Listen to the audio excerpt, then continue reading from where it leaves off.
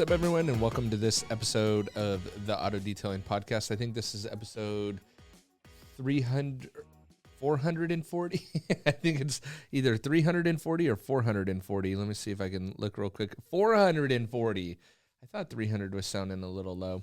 Anyway, today's episode, what we're going to talk about, the overarching theme, is something that really bothers the crap out of me, and I think it bothers me because it also hinders you and hinders me because I'm guilty of doing it as well. And really, I don't think anything good comes of it. And what that thing is that we all watch each other. So my notes that I wrote down, part of my plan for 2021, and I believe this is going to be the first episode in 2021. So let me be the first to wish you a happy new year. But my notes and my podcast ideas that I wrote down is to stop watching what other detailers are doing. Do your own thing and watch your business explode. See, this is something that I've really tried to take to heart lately and really tried to focus on and work on. And it's not following whatever the current trend is, not just,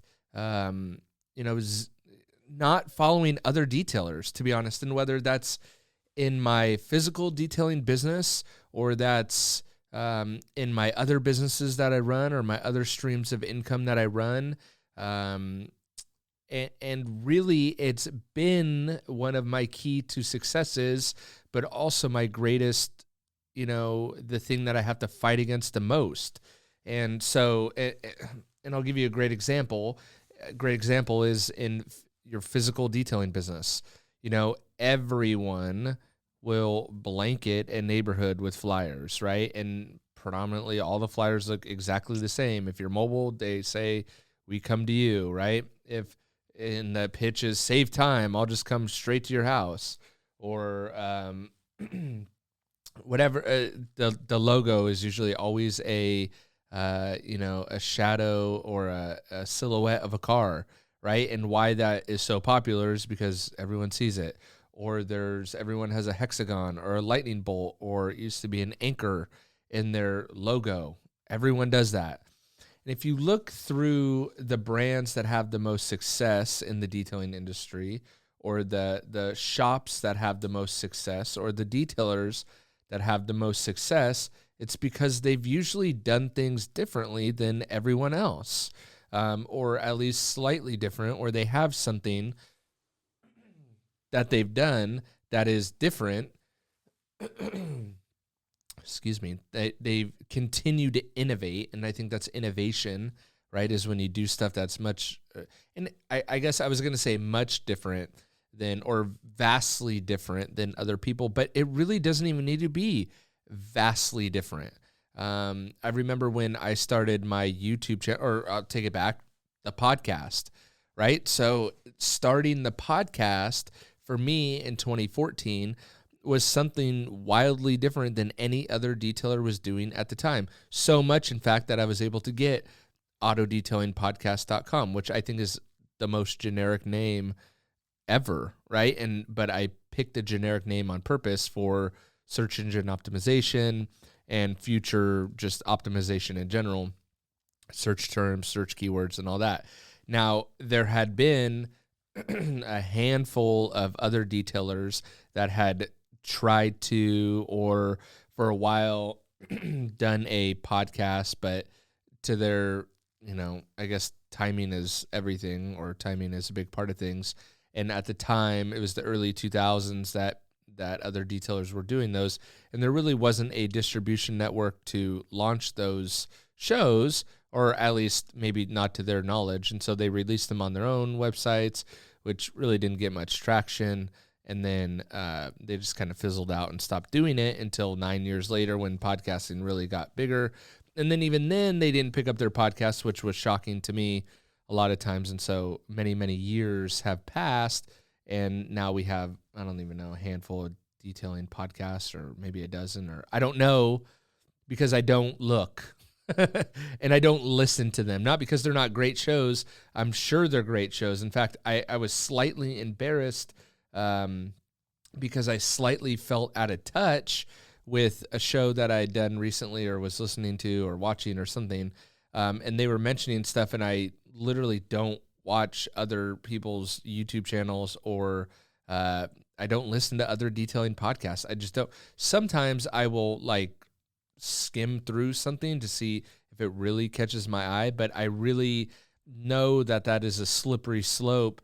Actually thought of another example too. It's a slippery slope to start copying people. Because I really value originality. And so it actually happened to one of my YouTube channels. I literally thought, I've had an idea to do a video on like 1-star reviewed detailing products. And I really want to do it. The thing is that it's incredibly hard to find detailing products that have 1 star on Amazon. And if they do have 1 star, it's usually because they have like 1 review or, 2 reviews or something like that. But I really would like to find detailing products that have like substantial reviews that are still like 1 star. I would really like to try products like that. It's virtually impossible to find those.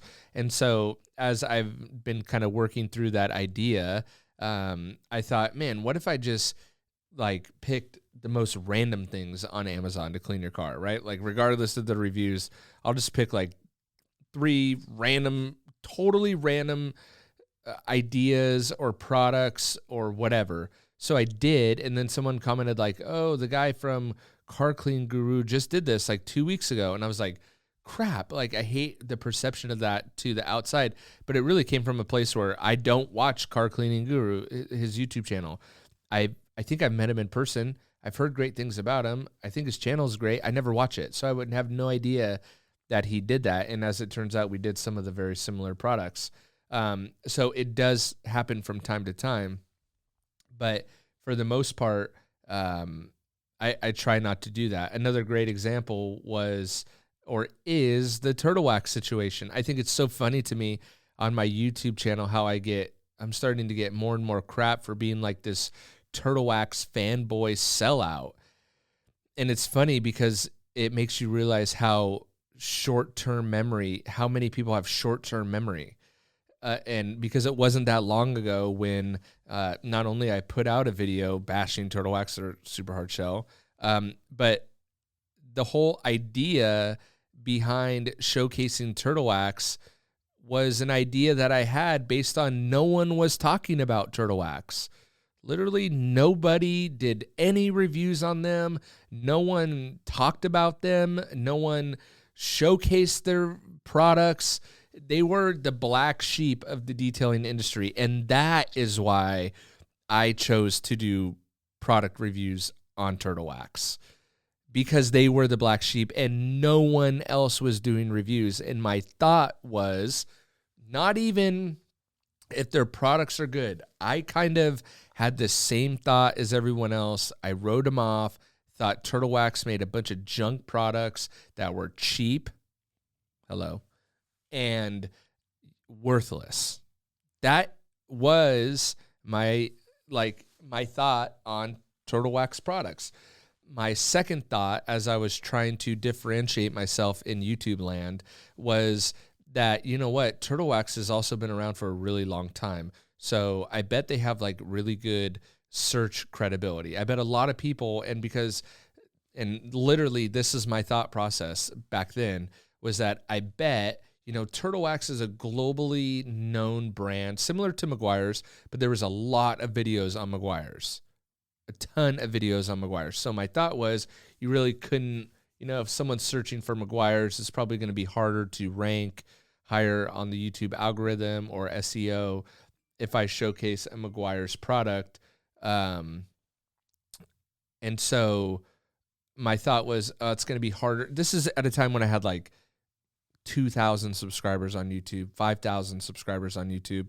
And I tried the how-to videos and they weren't really working. And so I was trying to navigate the world of YouTube, and I wasn't watching other detailers because I didn't want to copy anyone else. And so again, my thought was, man, you know what? I better try. I thought I had talked to someone one time, I think it was Darren Priest, and he had mentioned like, oh, the only Turtle Wax product worth looking at was like their spray wax, but it was like such a far distant memory. I couldn't remember if I just made it up myself or had actually heard that. And so I started really thinking about the Turtle Wax brand and like, okay, no one's talking about them. We call that white space, or blue ocean. If you want to look up a marketing strategy, you can Google the blue ocean strategy. So I was really looking for my blue ocean. And so I had this thought, and it kind of dawned on me one day of like, okay, no one's talking about Turtle Wax, but it's one of those things that everyone knows. They have incredible brand recognition, though at the time it wasn't great, at least in the professional space.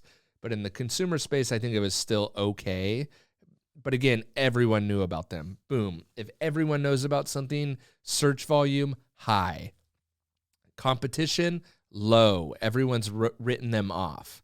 And so I think I could even look it up, but I started developing this cheap versus expensive wax ice spray wax versus griots. I started developing another thing that I had thought of as cheap versus expensive. And so I was looking for cheap versus expensive videos or product ideas. And so again, at this whole same time, I'm like, Turtle Wax is cheap. Turtle Wax has good search volume. Turtle Wax videos will probably do really well on YouTube. And I'm trying to grow my channel.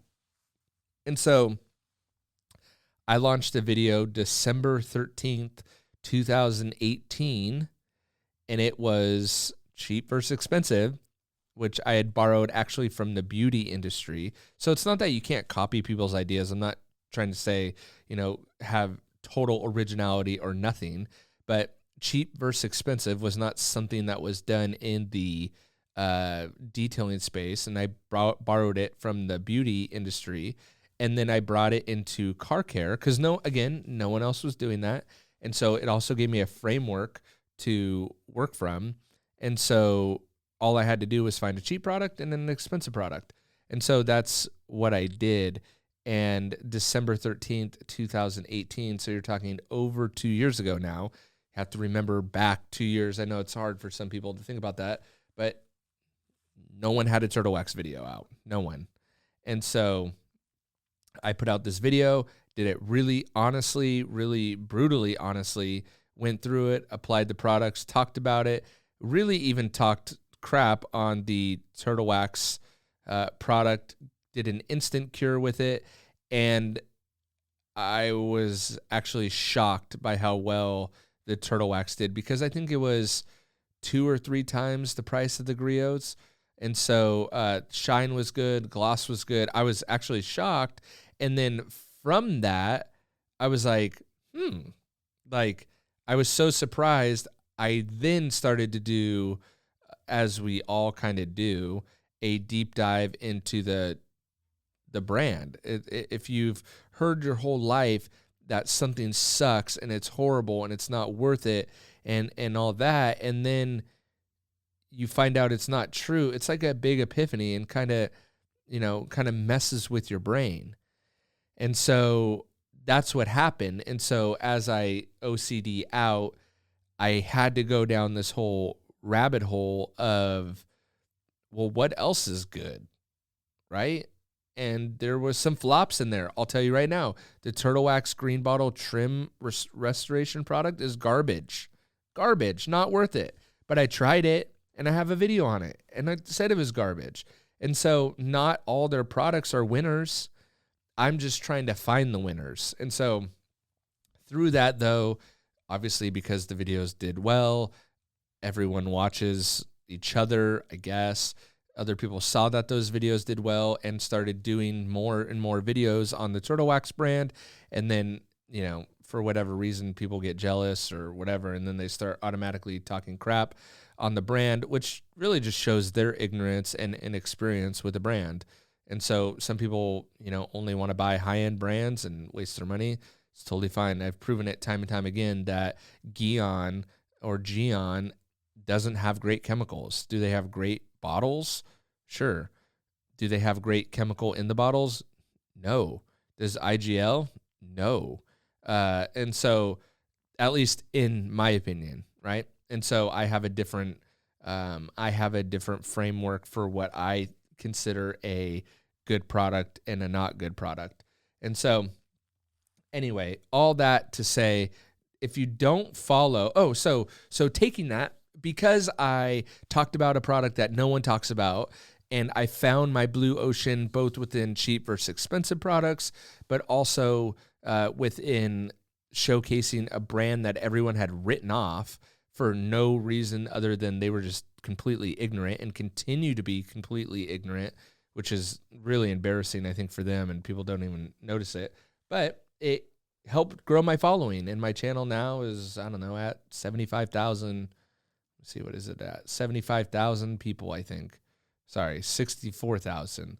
And so basically from under 10,000 to 64,000 in a couple years, I think is pretty good growth. Is it like exponential growth that some of these other channels have seen? No, but I'll tell you what, a trend that everyone's hopping on that I think is going to fizzle out soon is the dirty, like the farm truck, right? And the main reason why I think that's going to fizzle out is because those suck to do. So I think YouTube will constantly evolve and change, and I'm looking at, trying to find a new blue ocean because it's kind of become saturated talking about Turtle Wax brand, even though I still like it. And when they release new products, and that's another thing that I do, when new products are out, I talk about them. So regardless of getting accused of being a sellout, I will continue to talk about the Turtle Wax brand as long as they continue to produce good products. And when that stops happening, I'll be honest there too. It just so happens they're on a great roll. So anyway, all that, this is a really long banter riff to say, stop following other detailers. Literally, other detailers don't pay your bills. So whether you're trying to grow your physical detailing business, your detailing Instagram, your detailing podcast, your detailing YouTube channel, you will have much better success, much more success, much faster success if you stop following people that don't pay your bills. Now, it's good to be aware of what's going on in the industry. It's good to be aware of latest and greatest. It's great to be aware of all of that, but to study people, man, I see other people tagging me and detailer stuff, which is fine. But then I see that they've tagged me, but then they've interacted with it and blah, blah, blah. And they get so worked up. And it's like, man, I don't give a crap what other people are doing. Like, I watch it. I pay attention. I do study it to some point, but I don't follow what other people are doing and hope that I will have some sort of success. That is both within my detailing business and in my other businesses. So I don't like following the trend, obviously, because by now I'd have my own product line if I was following the trend. And I would encourage you to do the same. It's much more fulfilling. Life is much more fulfilling when you do your own thing and create your own originality. And I think now going into 2021 is a great time to create some originality in your business and deliver that customer experience that we talked about. Really focus on the experience that you deliver to your customer, to your following. And I think you will have tremendous success both financially and you will just be a happier person if you don't get caught up in the weeds of all that crap. So maybe this was a 20-minute rant of me just being stupid. And if you think that, that's okay too. I respect that. But I hope you guys got some value or some encouragement out of that. And really, you will see the fruits of your labor, come out. So there you go. Hope you guys enjoyed that. Hopefully it wasn't me just like putting a thumb down and then squishing you or anything like that. But I hope you guys enjoyed that one. I will catch you guys on the next episode. Don't forget to check out my YouTube channel. Maybe you can get encouragement and maybe it'll strike up some ideas for something else. You could go to autodetailingpodcast.com/YouTube and you will find my YouTube channel, and I'll see you over there if you decide to give me a subscribe. Catch you on the next one. See ya.